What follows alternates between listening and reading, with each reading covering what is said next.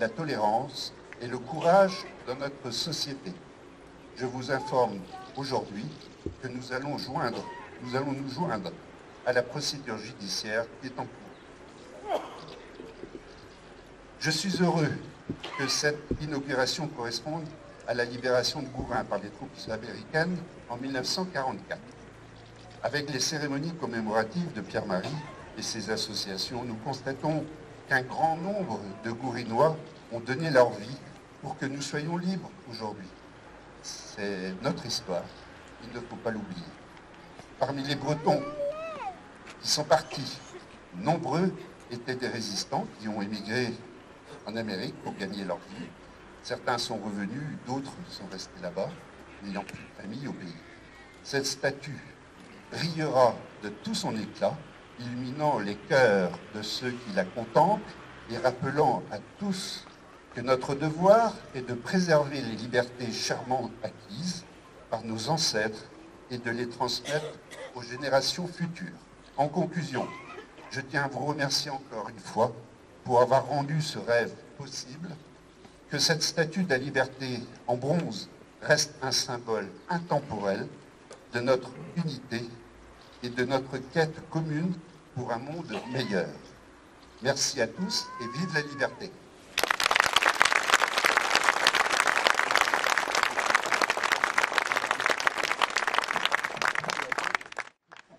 Maintenant, nous allons accueillir au micro Madame Elizabeth Webster, consul des États-Unis pour le Grand Ouest. S'il vous plaît, Madame.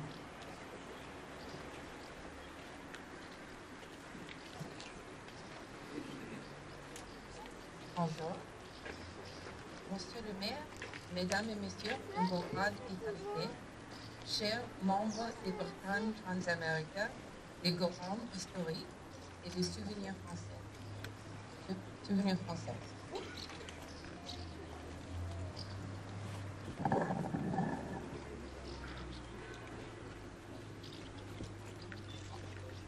Chers Gourinois, chers amis, c'est un immense honneur et un privilège pour moi de représenter les États-Unis d'Amérique aujourd'hui en train d'inaugurer cette magnifique statue qui symbolise plus de 2 siècles de sincère amitié entre nos deux nations. Je suis particulièrement touchée de pouvoir me joindre à vous afin de célébrer les relations privilégiées qui entretiennent Gourin et les États-Unis d'Amérique depuis de nombreuses années maintenant. En 1776, Benjamin Franklin, cherchant son chemin pour rejoindre Versailles, était la première représentante américaine à fouler le sol breton, marquant ainsi le début d'une longue amitié et de nombreux voyages. En effet, tout comme la France, les États-Unis ont toujours représenté une terre de paix ouverte sur le monde.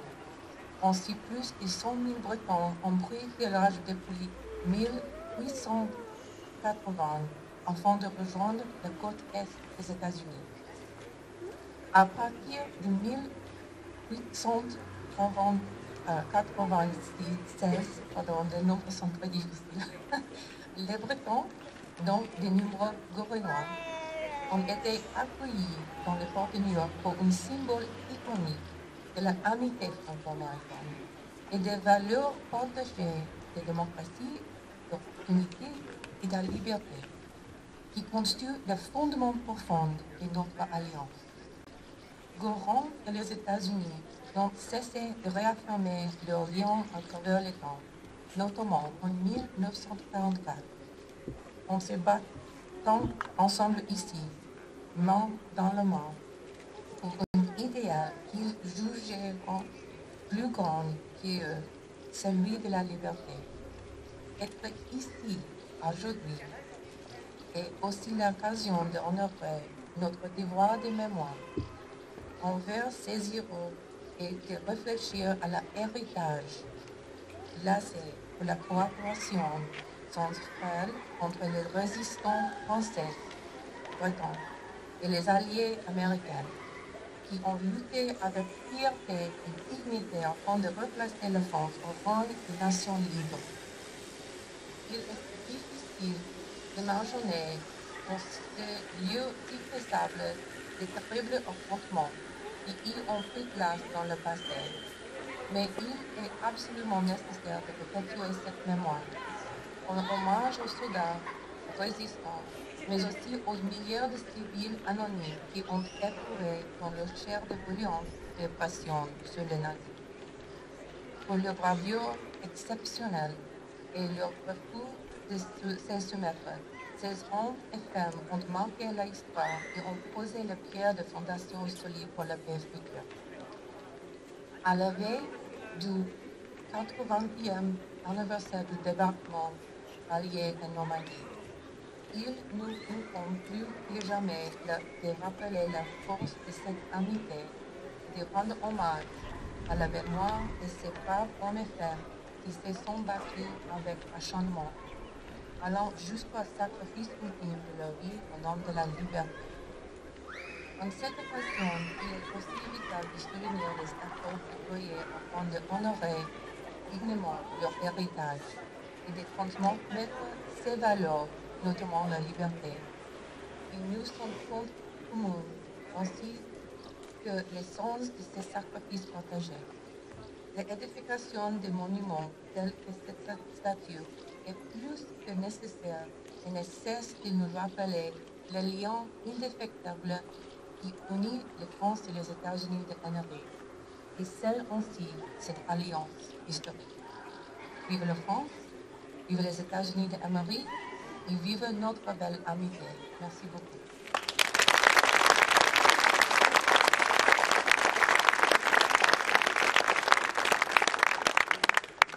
Merci, Madame la consul des États-Unis.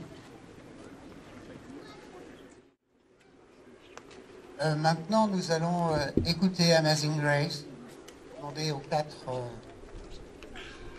chanteurs de bien vouloir se rapprocher. Mettez dans le pupitre.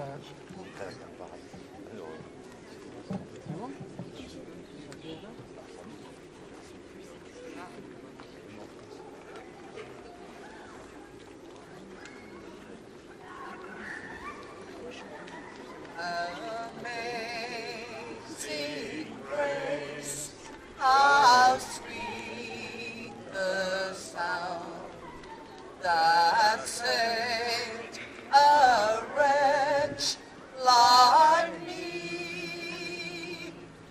I once was lost, but now I'm found. Was blind, but now I see. 'Twas grace that taught my heart to fear, and grace my fear relieved. How precious did that grace appear the hour I first believed.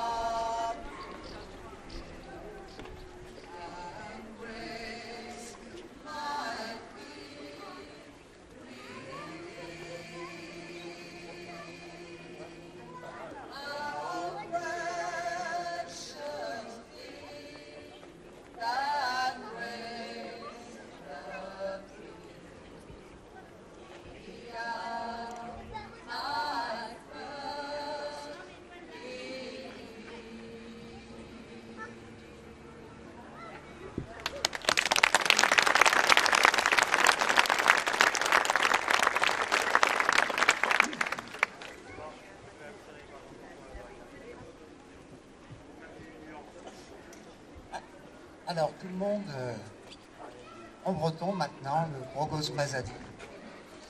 L'hymne des Bretons.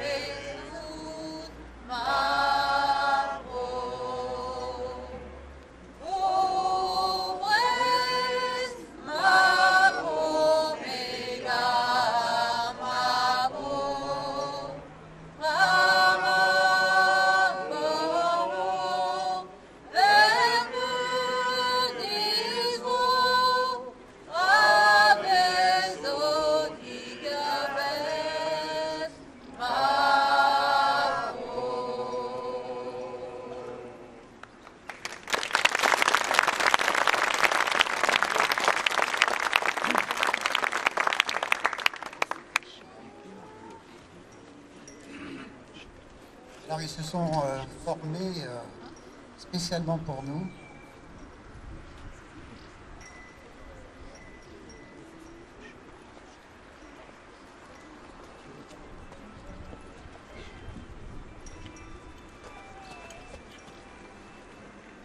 Maintenant, nous allons passer à la technologie. Mesdames et messieurs, l'hymne national des États-Unis.